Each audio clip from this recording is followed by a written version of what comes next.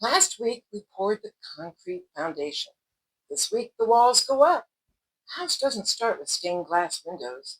It starts with structure. Same with this chapter of your life you're building. Grab this week's worksheets. They're in the description of the video. They'll help you spot weak spots and strengthen your walls. I'm Joe Smith, and I'm glad you're here. Let's get after it. Point 4 of 39. Review your needs. Think of Maslow's hierarchy as a blueprint for your life structure. Food, rest, shelter at the bottom, then safety, belonging, esteem, and finally purpose. I've had to relearn this lesson myself. Some days fatigue made me useless. The fix wasn't more coffee, it was a nap. That's not weakness, that's foundation repair.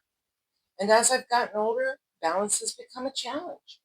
Every time my doctor asked, "Any falls in the last 6 months?" I'm grateful I can answer no, because I've been walking more. That small effort fixed a crack in my safety wall. What drags us down is to ignore our foundation. The whole structure wobbles. What lifts us up? Strengthening basics. Then every higher level stands steadier. Point 5 of 39. Identify gaps. This exercise isn't about scolding yourself, it's detective work. Where's the missing brick? A homeless woman once told me she continually walked from Los Angeles to San Francisco and back. She avoided shelters because she'd been robbed in them. She avoided halfway houses because of curfews. But she always paid for a cheap motel every few days so she could shower and wash clothes. Some needs were met, others were left wide open.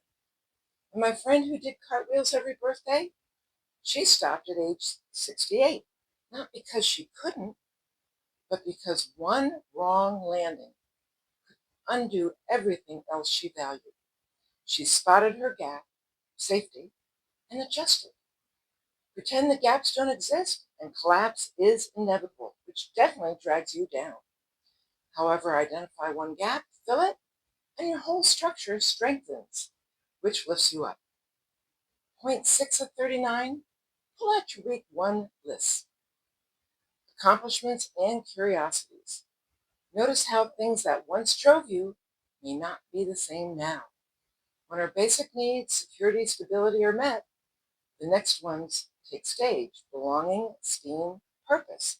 That's the quiet ladder Maslow described. I once took a landscaping class. The instructor showed before and after photos of overgrown yards turned into magazine covers. Everyone gasped at the after. I was stuck on the during. All that digging, hauling, sweating. Real growth always looks messy halfway through. And there I was dreading it instead of focusing on the after. Then I saw a poster tacked on the wall. A polished couple in their wedding photo beside a candid shot of them years later. Her hair in rollers, him bleary-eyed and stubbled. The caption read, "Love is blind, marriage is eye-opening." At the time, I was going through a divorce. That message hit hard. Landscaping wasn't my only renovation project. Some seasons aren't about planting. They're about excavation, clearing the space to rebuild what matters. And even our ridiculous items on a curiosity list, acting, traveling, solo, starting a podcast, all of them count. Burt Mustin didn't start acting until age 67 and ended up in 150 films and shows. Maslow in real life? Keep in mind, our climb isn't linear.